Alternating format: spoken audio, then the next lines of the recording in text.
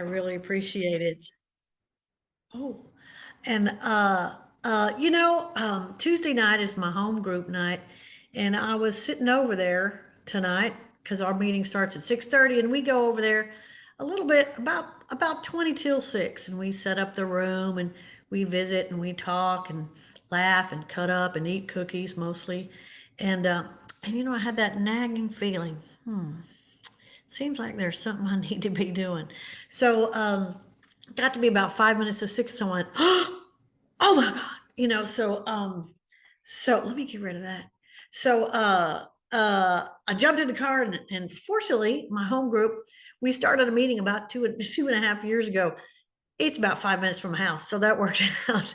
And so I got here in time, and I'm so glad that I'm so honored. I'm so glad. I'm so humbled that I get to be invited to be with y'all this evening. What a great thing! What a great thing y'all have been doing for a real long time, and it's powerful. And step 11. I'll just dive right in. Let's see. My name is Marty Ruby. I'm from Buda, Texas. That's about 23 miles south of Austin. And we don't like to be confused with Austin, but that's okay. And but nobody knows where Buda, Texas is.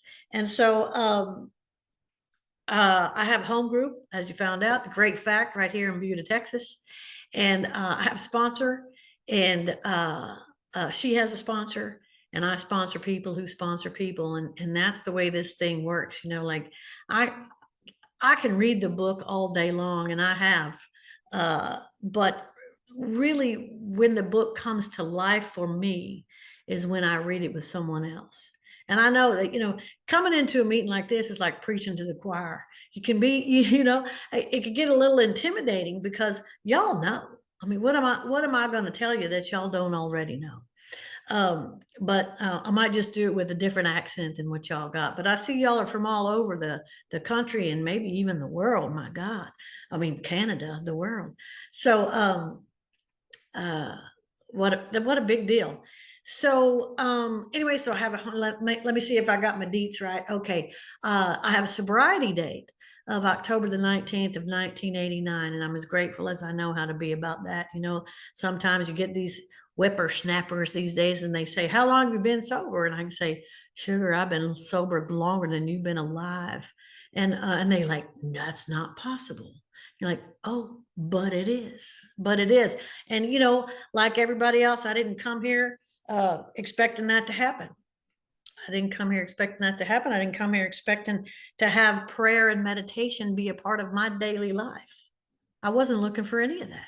I don't think anybody who crashes through the doors, because we do crash through the doors of Alcoholics Anonymous, is looking for that either. So it's no, and I'd love to tell you that the way I got into the 11th step is I went 1 through 12. I whipped through them in, the 30 days that we talk about all the time, or however long. And I was so fired up, just like the spiritual experience, that I had this personality change sufficient to overcome alcohol, just lit up on fire. And I was as on fire as I could be at that time. And when you see the new kids come in and you see it, and I think back on what I was like back then, I'm like, mercy sakes alive, how did this ever work? But thank God it does. And so the sentence I'm supposed to talk about tonight is, after making our review, we ask God's forgiveness and inquire what corrective measures should be taken. Now, I got to tell you, I had some religious teaching when I was a kid, and it left me cold and flat and uninspired and frightened, frankly, of a God of whatever understanding those people had, you know. And so I didn't really have much use for a God of anybody's understanding for a long, long time, until I'd gotten beaten into a state of reasonableness, as we like to talk about. And so when I was reading this, when I got to this part of the book, the part that stuck out for me more than anything was, we ask God's forgiveness and inquire what corrective measures should be taken. And the only thing I heard in that sentence was, I'm doing it all wrong and I'm never going to be good enough. And that's basically what my spiritual life consisted of at that time. So I didn't do this part. I didn't do this part for a long time. And I know you're not supposed to get up here, especially in the Bronx Big Book group, and admit that. But I'm going to tell you, that's exactly what I was like. Like, you know what? Keep your forgiveness, keep your corrective measures, and I'll just be over here because I'm doing cafeteria style. Thank you very much. Thank you for the information, fellas. I'll take it from here. That whole kind of attitude like that. And because I was scared and I didn't know what to do, right? So after getting the kind of sponsor that wasn't gonna take the doing only 11 steps instead of 12 for a reasonable answer to my AA program, I got to really begin to pay attention to this part of the book, to this actual step. That my husband likes to talk about the fact that his spiritual life consisted of having the 24-hour-a-day book on the back of the toilet. He'd read the reading for the day, and he'd say, "Thank you, God. See you later. See you tomorrow." And I get that. I get that, and I've done that. And I'm glad to tell you, my life does not look like that today. And I was talking to my sponsor a couple of years ago, and and I'd been heavy into the prayer and the meditation, and what, just like it talks about on page 87, I'm kind of jumping around, that it says it's not probable we're going to be inspired at all times. So I called her up, and I was going to hit her with some really good stuff. You know what I mean? And I said, I'm feeling really uninspired. And she goes, "Uninspired? What does that look like?" So I said, I just can't seem to pray and meditate. She goes, "That's not uninspired. That's undisciplined." And I went, "Oh, woo, woo." You know what I mean? She was spot on. She was absolutely spot on. Prayer and meditation is not about how I feel. It's not. And of course, like they like to say around here, I like to feel my feelings very feelingly, right? And so, I wanted to feel like when I sat down that I was going to be showered with the sunlight of the Spirit, and every minute that I sat down was going to be rainbows and unicorns and a big, huge experience. And that is not my experience with prayer and meditation. And when I began to look at it as a discipline, an act of discipline, just as though any other kind of discipline we have in our life, which frankly I don't have a whole lot of, but looking at it as the discipline that it is, instead of the inspiration that I think it should be. It's a practice. It's a practice. Prayer and meditation is a practice. So I got to reconsider what this whole paragraph on page 86 means. And instead of, I thought what I was supposed to do when I read this paragraph, and I'm constructively reviewing my day, I'm looking at all the ways I screwed up during the day. And it was another way for me to feel bad about myself. And while I enjoy feeling bad about myself, I must, because I do it all the time. I'll be doggone if somebody else is going to tell me to feel bad about myself. You know what I mean? And so it felt like a checklist where I was just, "Oh, yep, you're no good. You wrecked another day," and da, da, da, and da. And then when I began to look at it from this angle, and instead of saying, "Were we resentful?" because it's the 11th step sought through prayer and meditation to improve my conscious contact with God, I began to ask God, where was I resentful? Show me how I was resentful today. And it became a conversation, right? It became guidance.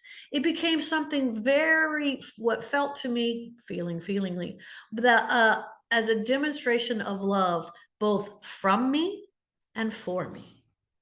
So I began to look at what God showed me where I was resentful.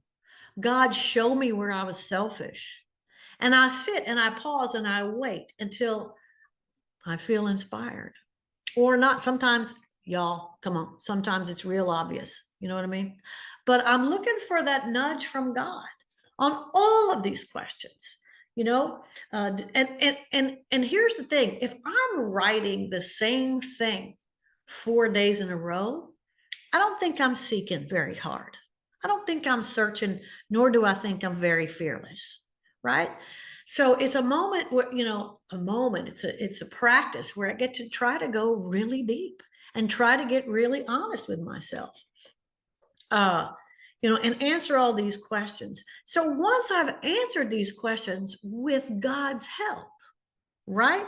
What I began to understand is after making my review, I ask God's forgiveness, not forgiveness for being resentful, not forgiveness for being selfish or dishonest. That's not what I'm asking forgiveness for. What I'm asked, because when I look at all the writing to all these questions, because I'm writing the answers down. When I'm looking at the answers to all these questions, what I recognize so intently is that all of these things have separated me from God that day. And what I'm asking for forgiveness for is my separation. Because it's my belief, the God of my understanding wants nothing more for me than for me to be close to God and perform his works well. If I'm busy being resentful, selfish, dishonest, afraid, keeping something to myself, which means I'm just being a liar and doing all these things and hustling and shipping and all the things, y'all, how can I be anything but separate from God? And once I'm separate from God, it's easy to be a liar, isn't it? Once I'm separate from God, it's easy to think really crummy things about you and how that, and all the other things that go with when I'm separated from God.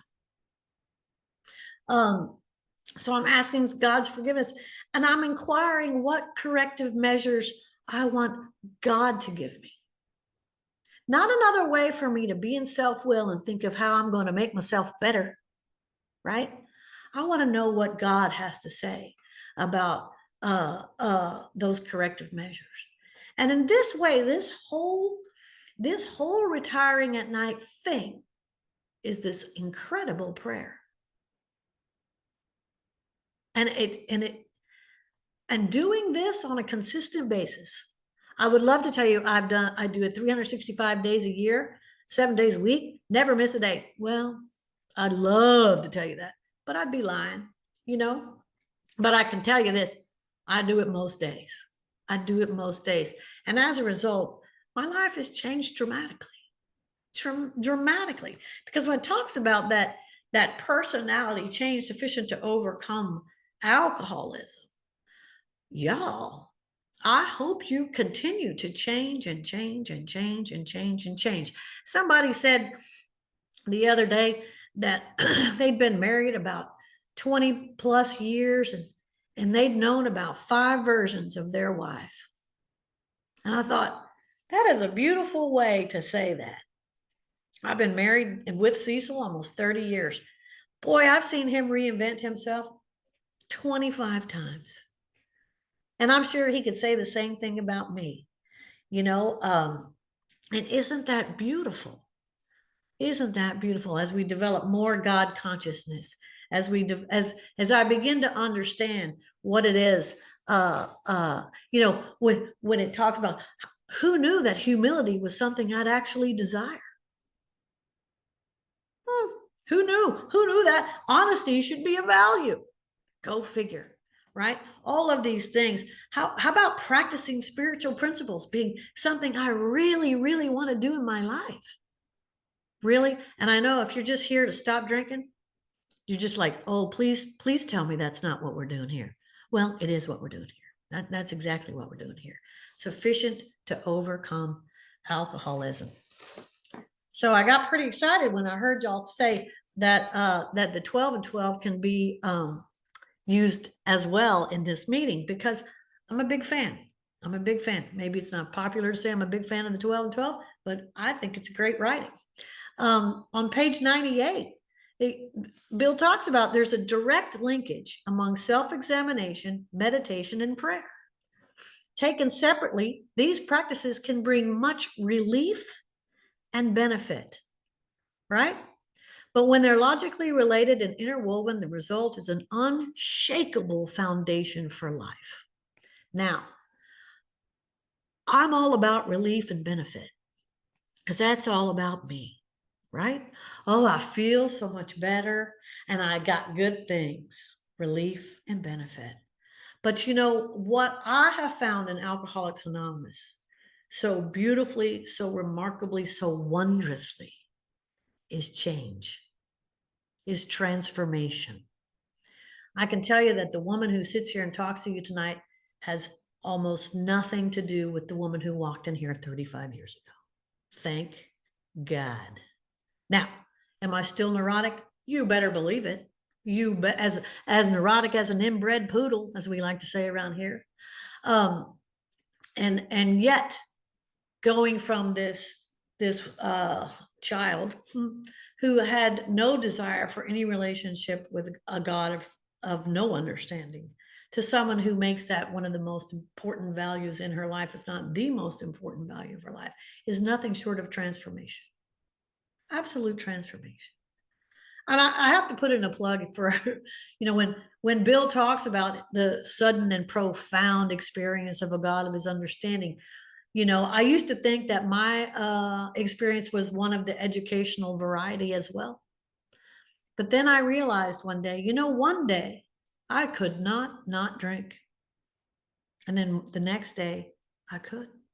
I had the power to not drink. That for me is absolutely sudden and profound. And if you've had that experience, it is for you too. Think about it. What do you mean I'm not drinking?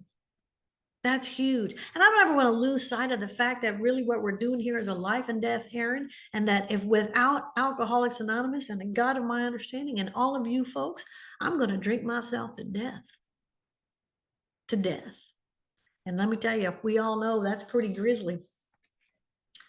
So I don't know when I started talking, and I don't really know how long I'm supposed to talk. Anybody got a hint? I can either stop talking or I can keep talking. You got 17 more minutes, Marty. 17 more minutes. Okay. Thank you very much. I think a lot of my story has been when it talks about on page 97 in the 12 and 12, when we turn away from meditation and prayer, we likewise deprive our minds, our emotions, and our intuitions of vitally needed support, right? And yet I will go like this, you know what? I'm too busy. I'm too busy. You know what? I'm busy. I'm tired. I'm whatever. And if we just think about our emotions, vitally needed support. Who doesn't love to be supported? And to think in terms of the fact that with a little prayer and a little meditation, I'm going to get vitally needed support. And all throughout my day, not just when I am praying and meditating. It carries over. It's this wonderful, wonderful experience for me. I'm thinking about, of course, just a minute here. I didn't realize I had 17 minutes. That's all right. Okay, so when it talks about on the bottom of page 101, let's always remember that meditation is in reality intensely practical. And one of the first fruits is emotional balance. Okay. I remember I asked my sponsor, who's been sober over 40 years, and I said, what is the greatest thing for you about being sober for 40 plus years? And she thought for just a few minutes, and she said, peace of mind. And I love that she said that.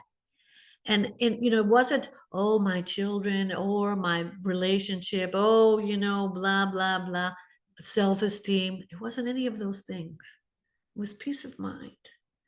And for someone like me whose mind can chatter all the time. Now, I know y'all are probably all walking around. We go to Bronx Big Book all the time. So we're just zen as fire. That's great. But like, I got a squirrel cage that likes to run all the time. All the time. What do you think about me? Were you thinking about me? What do you mean you weren't thinking about me? Oh my, just ticker tape, ticker tape, ticker tape. But with the prayer, with a steady prayer and meditation practice, I can have emotional balance. It says with the emotional balance, I can then broaden and deepen the channel between myself and God as I understand him. Broaden the channel. And of course, the 11th step in the 12 is all about the St. Francis prayer. What if we really do try to become a channel of peace for one another, right? What if we actually considered that, prayed on that, and began to want that and then develop it with God's help? This is a game changer. But but I'm lazy. I'm spoiled, and I'm self-indulgent. I'd love to tell you I'm none of those things because been so for a long time. But no, that's not true. Remember, it talks about self-examination, self-awareness, that we can begin to have these things. And yeah. So, full character defects. And yeah. So so all of that means, like, I'll go, and let me tell you, if I actually look at my phone for 1 second before I go into prayer meditation in the morning, I'm dead in the water. I'm dead in the water, right? Because I'm going to find some reason to look at something, whether someone texted me during the night, there was a call I didn't return, whatever it's going to be, I'm dead in the water. So I challenge you to not look at your phone before you talk to God.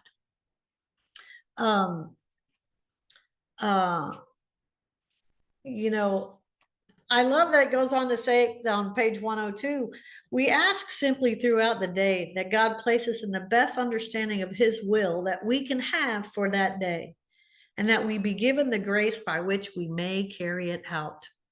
And I think of the prayer by Thomas Merton, big fan, that says, God, I don't know if I'm doing your will, but I hope that my desire to do so pleases you. I can't figure, I don't know. I don't claim to have a direct line to God. Some people do. And if you got one, right on, right? I'm just, that's just not my understanding. And if it's yours, bravo. And if it's yours, like if you've got a God that gets you a parking spot, I am so jealous, right? Dang it. I just don't have that. It's okay. And and both of them work. All of them work. If you're sitting here not drinking, it works, right? So we're just asking simply throughout the day that God places in the best understanding of his will that we can have for that day, knowing that my transformation continues with each day, with each prayer, with each breath. It's by the time I get to the 11th step, it says we can pause where situations must be met and decisions made, and renew that simple request, thy will, not mine, be done. I remember, and some of you probably heard me say this before, that I used to think that pausing meant I was just pausing to reload, and that's not what it means. It's pausing and asking for God's help one more time.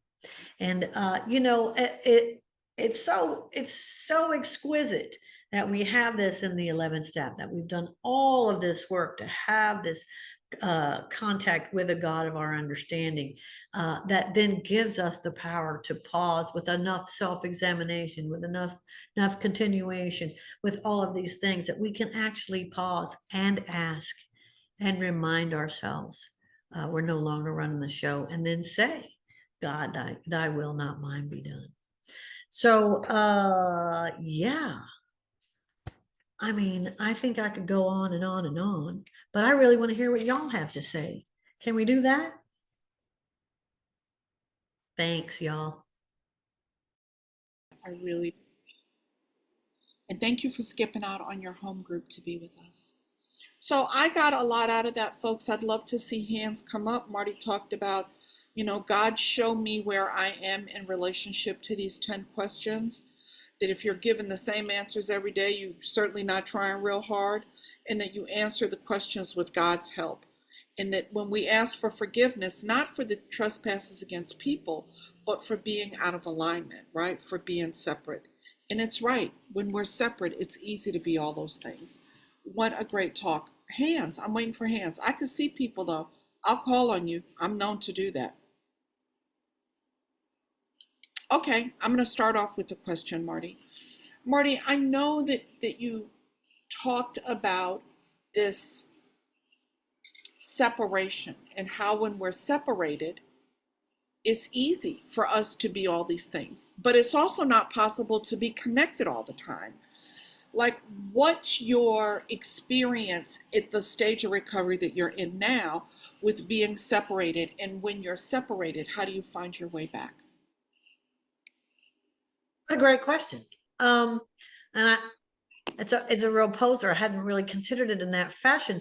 I think that anytime I'm separated, that's self-will, right? I don't think with the God of my understanding, it's not possible for me to be separated. It's not possible. The God I believe in wouldn't do that to me, would not leave me, would not abandon me. Do I feel abandoned? You bet, right? Do I feel do I feelingly feel that of course I'm going to get angry, resentful, and dishonest, all the things, and those are the separations. They're conscious decisions to separate, because you can even compare it to like intimacy. Like, I love my husband, but sometimes he needs to go in the other room. You know what I mean? Just I need you to stop talking. I just need to sit on the porch. Okay, sweet darling. But there's only so much I can take at a time, and I think the same holds true for a God of my understanding. I can only take so much at a time. But when I can, when I get to that place, which usually involves a little pain, a little resentment, a little fear, a little all that, a little, don't you like that? Just a little bit, just a little resentment. That I can always remember, because I've had enough experience as long as I've been sober, to remember that God has not gone anywhere. I'm the one who's done the moving. So I just, get my pen, hit my knees, call someone who I think needs to talk. All of the things that we're taught to do from the very beginning, none of that changes. None of that changes. We get better at it, right? It becomes more of a natural tool instead of something like, what do I do now? What do I do now? It's like, I know what to do. I know what to do. And then I have to actually do it. It's not enough to know what to do. It requires action, this program of action. I think that might answer your question. Thank you, Marty. We've got 4 hands. We've got 20 minutes. We can probably fit another couple people in, and I don't know where the guys are, but Rima, you are up. Thanks, Olas, and thanks for booking Marty. It's just, my name's Rima. I'm an alcoholic, and I'm so grateful to you and your share tonight, Marty. I did not know you were speaking, and I showed up here with a sponsee tonight. I love that your recovery has touched so many lives, and that we are here. Your great grand sponsee is here tonight. I mean, that is just beautiful. And my question, let me get to the point here. I'm sorry to waste people's time, but I adore you. Is about that neurosis. I was just talking to my sponsor today about that ticker tape. And your practice throughout the day in 10 that is just requires me, at least, vigilance and staying on top of how far I'm drifting, how long I'm drifting. you know, and your talk about your sponsors, peace of mind. There's so much hope there. How could you speak more on that? On being neurotic? On watching throughout the day, asking God, turning to God to come In back those moments, present. in those Yeah. moments of, for me, it's what happens for me is I can feel myself vibrating almost, you know what I mean? Like I become very conscious of the difference between peace of mind and not, right? Um, if vibration is all I know, because I've never had peace of mind, how would I be able to identify when I'm in it? Because I'm always in it, if that makes any sense. So once I've had that experience of true peace of mind, I go, oh, and yet I can still value the neurosis, the anxiety. I had a great experience with it today, right? Big work project, right? Who cares? I mean, like I have this big work project and I want to get filled with my own self-importance, right? And about making deadlines. I got so much pride about hitting my deadline. I've only missed one deadline in my whole life, my whole professional life, because I got so much pride, so much ego, so much, all of this stuff. Those aren't going to go away. The best I'm ever going to become as a human being, right?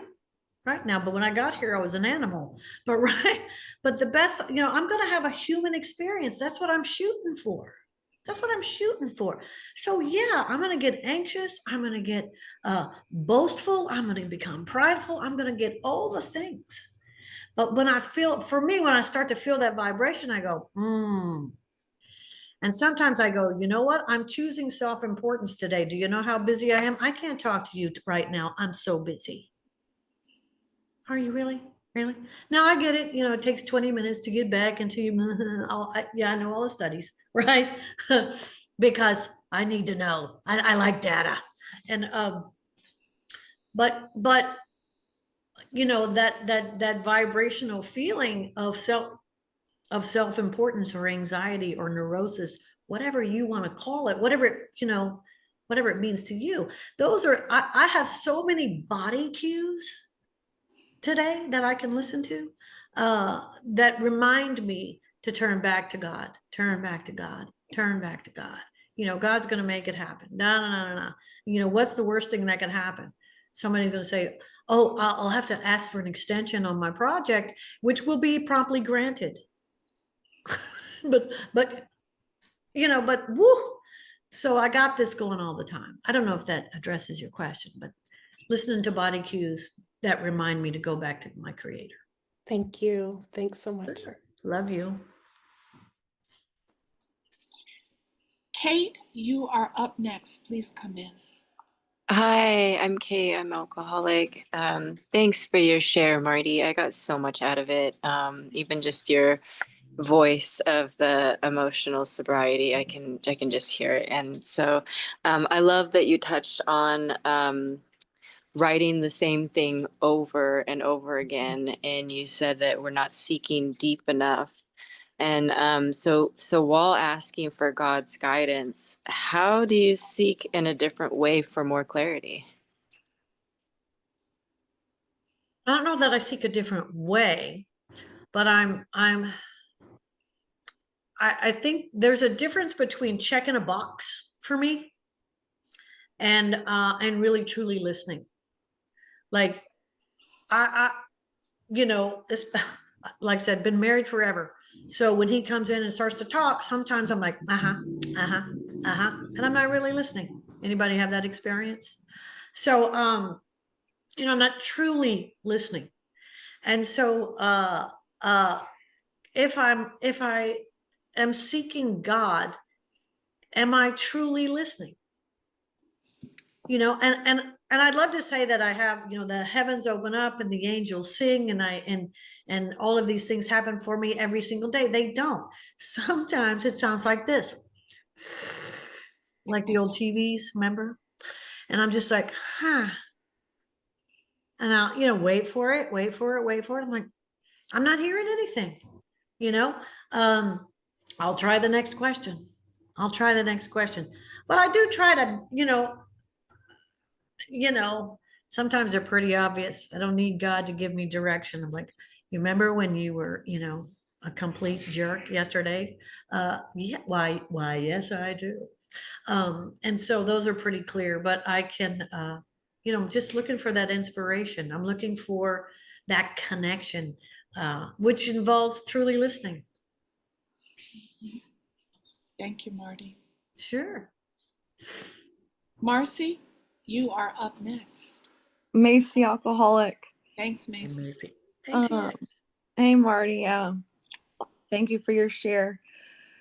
So do you think, my question is, do you think it's imperative to write your nightly? Or do you think it's, just reading the questions and having that conversation with God? You know what? I'll tell you, it's for me, the practice is writing. And I also date the writing for the day. And the reason I do that is because the way I operate is I think, well, I missed, 2 days, whether I was traveling or whatever, so busy at work, so self-important. And then when I look at my book, my same notebook that I write in, it's been 5 days, it's been 9 days, you know what I mean? And you're just like, oh, right, no wonder I'm taking people's heads off in the grocery store. And so it's just, there's something that happens between the brain and the pen. There's just something that happens. My thinking has to slow down. My spirit has to slow down. It's really important for me it really enables me to be in the moment and be connected and be very present for what I'm doing. So that's why I write it out. Thank you, Marty. Sure. Laura, you're up. Hi, thank you, Alice. My name is Laura, and I'm a recovered alcoholic. Marty, thank you so much for sharing tonight. Can you please give me an example of what your morning practice looks like? Oh, sure. Well, I sit down. I have okay. I'm the kind of person, I can't drive to work the same way every day. Like I got a sponsee, she's been sober 30 years. She has done the exact same thing every morning for 30 years. That makes me want to cut my throat. Okay. I just, for whatever reason, we're very different. Hers is very, very effective. So I like to, so I love to read as Bill sees it. I start off with that. I have a Thomas Merton daily reader that I really love. Sometimes I'll read something out of the Tao. Sometimes I'll read, whatever seems to have caught my fancy for a minute. I'll have some kind of, interesting reading that is new to me, right? And just to experience something new. And so then I'll get into the 86 to 88, the 11th step. And then I'll answer the questions. I'm saying the prayers. And then when it's on page 87, when it says we usually conclude the period of meditation on right before that paragraph, that's when I meditate. Right? Whatever that looks like. And I'd love to tell you, sometimes all I can muster up is 5 minutes.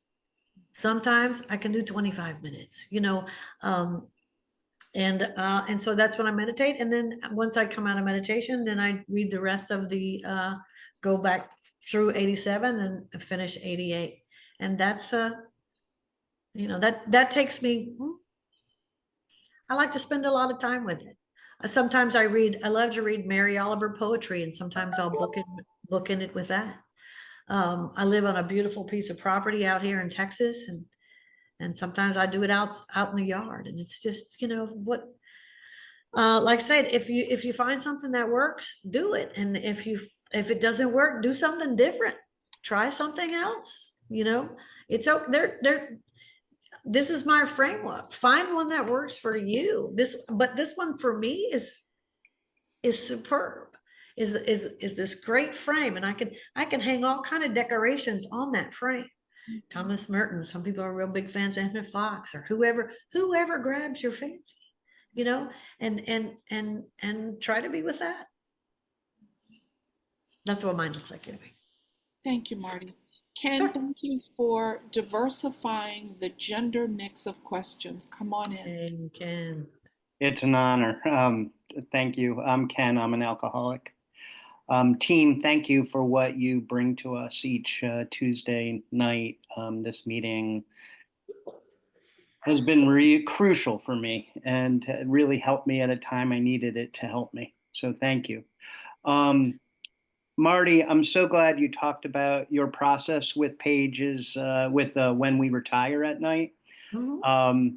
I had the same process that my first attempts, meaning I had one attempt and then I couldn't sleep at night because I thought of how bad I am, and then I decided that's the way it's going to be, so I'll never do that practice, meaning fear.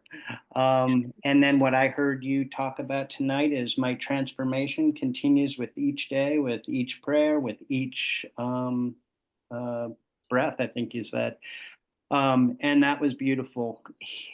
So I've connected those. And by the way, in my year of being at this meeting, even though I talk so much in other meetings, I've never asked a question here. And so what am I experiencing? Fear right now. So I'm getting rid of it. And thank you all. Here's my question, I think.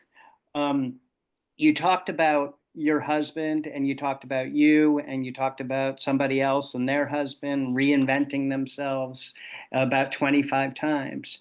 And what I thought you were going to say is because of your practice connecting with God, your husband became a new person in your eyes, in your mind. And I see it both ways and I see it always, but I'm curious whether when you're connected with God, do the people in your life change because you're seeing people in a different way? Thanks for letting me share and ask questions. Thank you, Ken, for What a great question, Ken. Thank you. And bravo for asking a question. Good job. That's a great way to look at it. You know, that goes back to folks were talking about, you know, please give Cecil a new wife and let it be me. And so I think with a God, you know, with being connected to God for sure, I see the whole world differently. The whole world looks different to me. So of course the people in it are going to look different too. And you know, you can talk about attitude. I have an entirely different attitude when I'm connected to a God of my understanding than I do when I don't, right? It's real hard to be a nihilist, which I kind of enjoy, when I'm connected to God, you know, because, you know, so let me stick with your question before I get way off. And so, yeah, I think both. I see him differently, and I think that's made possible because I am different. It's the short answer. Great question. Thank you, Marty. Marissa, please come in. Hi everyone, Marissa May, alcoholic. And Marty, thank you so much for coming today and sharing with us. I have a question about when you said, I want to broaden and deepen the channel. And I'm just curious, I've never heard it put that way of broadening and deepening. How has the concept of broad and deep changed your concept of being a channel versus being a broad and deep channel? Where did that come from? Yes. Well, you know, initially I kind of looked at the channel as kind of a straw, that the connection was about the width of a straw. And then I also have family from Louisiana. We come, my people, as we like to say, come from that part of the country. And over there, they have lots of channels. And like the intercoastal waterway is a channel. And it's huge. It's so big that ships fit in it, right? And so what if my concept went from this tiny little straw that, you know, when you get a milkshake and you can't get the ice cream through it, right? To becoming this channel that's big enough for a super tanker. Because that's all God wants to do, right? That's my experience. So it's like, it's funny how it can have these very childish, very constricted ideas of God, old ideas about God, and why not? So that's, to me, broaden and deepening my old ideas around what God should be, or what I think God is. Thanks. Great question, Marissa May, and great name. John, my friend, you are up. Thanks, Alice. Marty, thanks for a great share tonight. My question, what's stood out to me, and I may be misquoting, but when you mentioned, looking at step 11 as a discipline rather than, just a source of inspiration, can you elaborate on how you practice it as a discipline, and I guess give me some advice on? Yeah, I practice it as a discipline by doing it, right? Whether I want to or not, whether I feel like it or not, whether it's convenient or not. It's kind of like, I'd love to say I have real discipline going to the gym, but I don't. But I know people who do. And I see that they go to that gym, rain or shine, cold or hot or whatever, but they're there doing it. And as a result, they look amazing. Yeah. Right. And so, when I'm doing that with my spiritual practice, day in and day out, whether it's sunny, whether it's windy, whether it's, whether I feel like it, whether I don't feel like it, setting my alarm, to be really, really early, a lot earlier than I need to be awake so that I have time to do this, and not only just enough time, but plenty of time. Right? If you wanted to come to my house and talk to me about something that was really important to you, I would make sure you had plenty of time. Right? And so when I want to spend time with God because there's something really important I'd like to either hear or say to God, I want to make sure there's plenty of time. No rush. It's kind of like if I'm rushing to get through my prayer and meditation, I've already missed the point. Marty, I want to thank you for a beautiful evening. Thank you for coming here all the way from Buda, Texas. And John, it's back to you.